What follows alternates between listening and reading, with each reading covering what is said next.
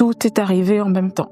J'ai perdu mon fils, j'ai aussi perdu ma patientèle. J'avais l'impression d'être noyée, qu'on gardait ma tête sous l'eau, qu'on m'empêchait de respirer.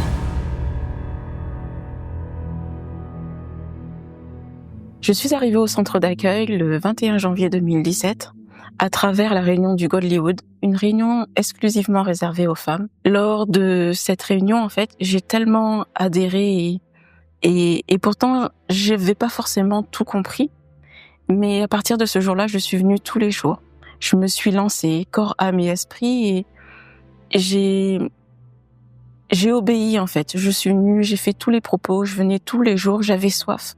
J'avais soif d'entendre Dieu, j'avais soif d'obéir, j'avais soif de comprendre. Les mois ont suivi et j'ai été baptisée du Saint-Esprit au courant avril et j'ai poursuivi ma route, mon cheminement avec Dieu.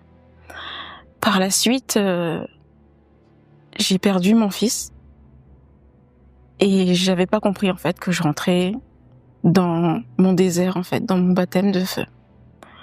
Lorsque j'ai perdu mon fils, c'était pas prévu, c'était un accident. Il avait à peine 6 ans. Ça a été très dur en fait. C'était difficile. Et tout est arrivé en même temps.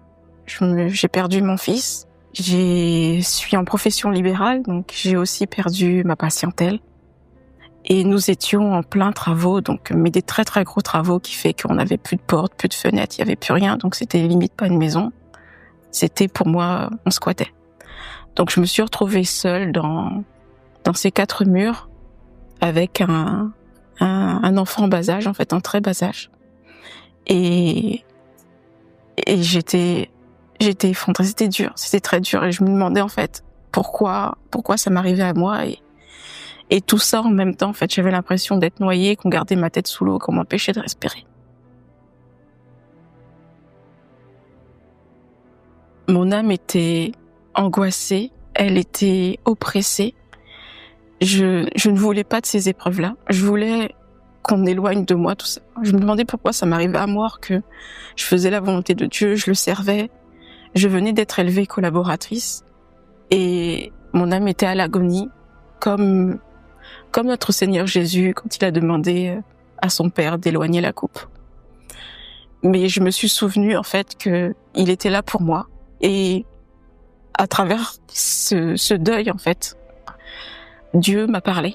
Dieu m'a parlé, il a parlé distinctement, audiblement, en me disant de compter sur lui, de confier en lui, et que même si cette épreuve était dure, qu'il était là avec moi, et que mon fils était avec lui.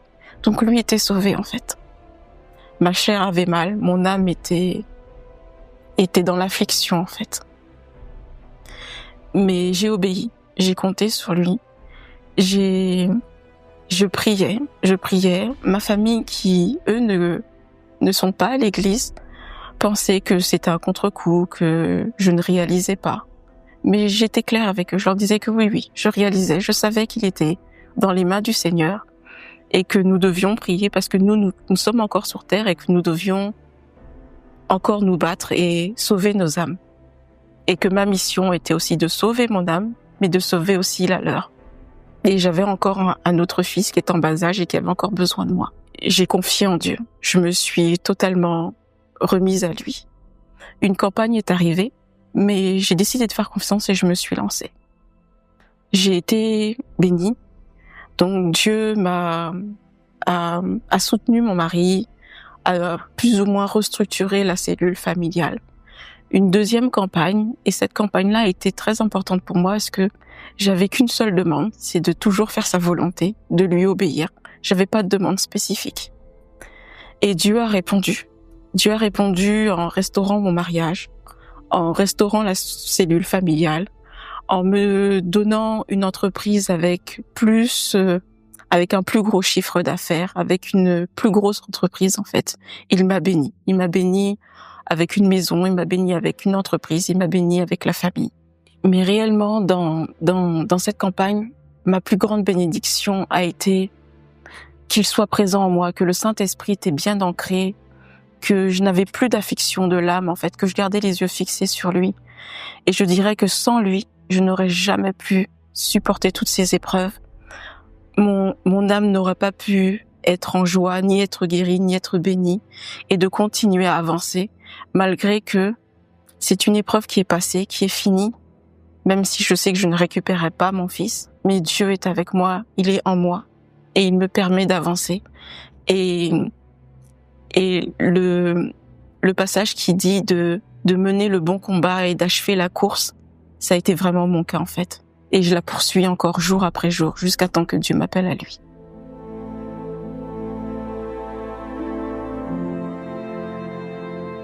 Et j'ai eu l'opportunité de participer au voyage spirituel pour aller en Israël.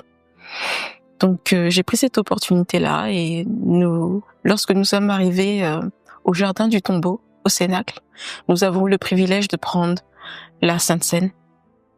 Donc nous avons pris la Sainte Seine et nous sommes entrés en prière. Je suis entrée en prière et je me suis lancée. J'ai ouvert mon cœur à Dieu pour communier profondément avec lui. Et lorsque j'étais en prière, en fait, j'ai littéralement senti la terre trembler. Donc au bout d'un moment, je sentais vraiment que ça tremblait et j'ai ouvert les yeux parce que pour savoir ce qui se passait. Et tout le monde était en prière. Et malgré que j'avais les yeux grands ouverts, la terre continuait de trembler, littéralement. Et je me suis dit, c'est Dieu. Alors, en toute confiance, j'ai refermé les yeux, j'ai continué de prier et je me suis mise encore avec plus de force en disant, Seigneur, merci de la grâce que tu me donnes, que tu me fais. Et c'est comme s'il me disait, mais tu avais besoin de sentir, alors je t'ai fait sentir. Mais je suis avec toi, n'aie pas d'inquiétude, je suis pas partie. Je suis ancrée en toi, confie en moi et continue de t'accrocher à moi. Et c'était trop, en fait. Pourquoi cette grâce? Pourquoi être aussi miséricordieux? J'ai pas forcément tout le temps obéi. J'aurais pu servir plus, donner plus. On se remet beaucoup en question. Je me suis beaucoup remise en question, mais il m'a dit que non. Il m'a dit qu'il était toujours là pour moi, qu'il m'aimait et de continuer de confier en lui. Et je lui ai rendu grâce, je l'ai loué et je l'ai remercié pour sa miséricorde. Et c'était une émotion que j'ai pas réussi à contenir. J'étais en larmes, des larmes de joie, des larmes de waouh, c'est à moi que ça arrive en fait. Alors que je le mérite pas forcément. Et c'est un moment unique. Et c'est un moment qui s'ajoute encore plus, que je n'oublierai pas. Malgré toutes les épreuves que j'ai pu avoir, j'ai toujours mis en avant la volonté de Dieu et pas la mienne, en fait. Même si des fois, je pensais que c'était au-dessus de mes forces. Mais je me dis que si c'est sa volonté pour moi, je l'accepte. Et lui seul sait ce qui est bon pour moi. Et je sais qu'il m'aime. Et je sais qu'il me protège et qu'il me guidera jusqu'à la fin. Alors je continue de m'accrocher à lui et j'obéis. Aujourd'hui, je suis une femme de Dieu. Je sers à mon église, je suis ouvrière. Je suis heureuse dans ma vie. Mon entreprise se porte très bien.